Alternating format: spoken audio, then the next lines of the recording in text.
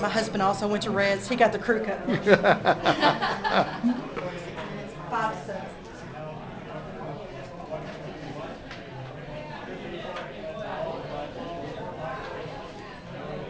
When the student is ready, teacher will appear.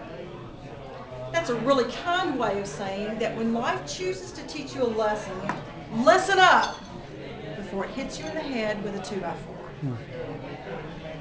When I joined Toastmasters in July of last year, I thought, in time I could regain my confidence to speak in front of a group. This would be an easy way to enter. And my first speech, it was fine. Then the 2x4 appeared, and on the side it was written, if you have something that you think needs to be said, really make sure it's worthy of being said. I got my evaluations for my second and third speech. Phrases like lack of preparation, lack of purpose, kind of literally. My feelings were hurt. This wasn't going to be nearly as easy as I thought. Now the second 2x4 came wrapped in velvet, but it was no less powerful. Life gave me a gift one Saturday morning that words count. They inspire, they intoxicate. I was reading the Wall Street Journal and I was entranced by Jane McQuaig's article on his two bird dogs, Abby and Daisy, the Pointer Sisters. That was just the first hook. I raced to Barnes & Noble, bought two of the only 3 books of his that they had. One was a collection of short stories, and the other was a compilation of fishing essays. Fishing essays? Didn't matter. I was hooked. Ran home, read for 2 straight hours. It was incredible. Every description was exquisite and exclaimed, vivid, vibrant, vital. And then the third 2x4 swung around. I was already almost drunk with words when it hit. And I didn't understand. There were wonderful words in front of me.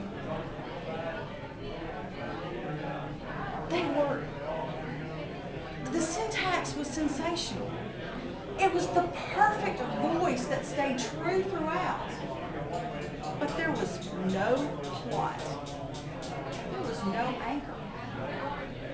And I learned from the third one, which is that wonderful words and fabulous phrases can make the everyday sublime, but they don't make the hollow important.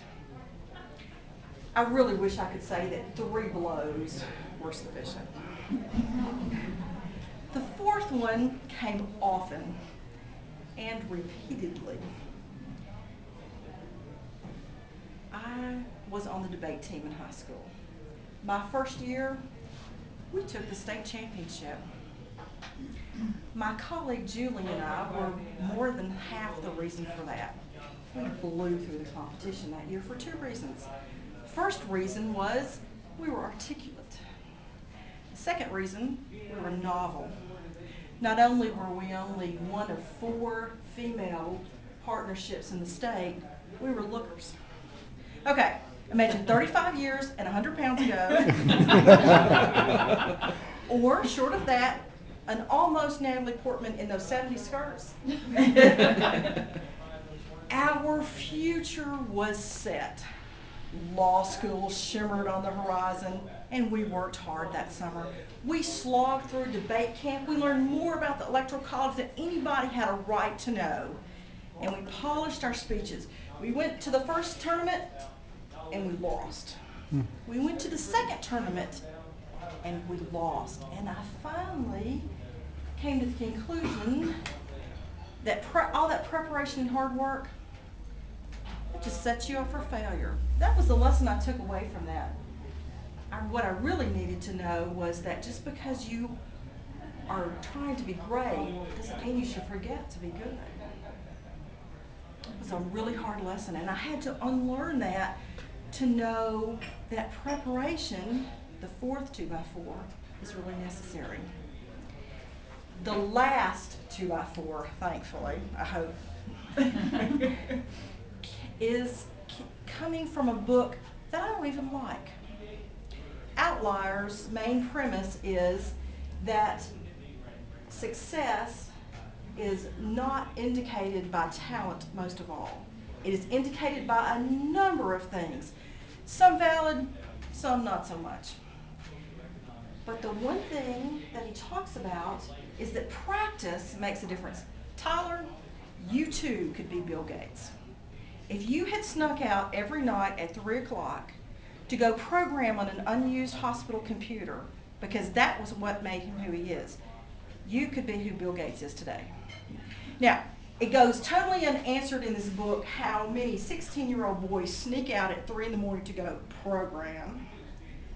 But the 274th time that I read that practice makes an incalculable difference, it finally hit. Practice is what separates the wannabes from the doers. So, I've had 5 2x4s. Just because you have something to say doesn't mean it's worth saying. Secondly, if you want to say something, say it well. Third, those beautiful words that form without the foundation of a function is worthless. Fourth, preparation is always necessary. And fifth, you gotta practice. I'm ready to learn, and the teachers have appeared. Madam Toastmaster.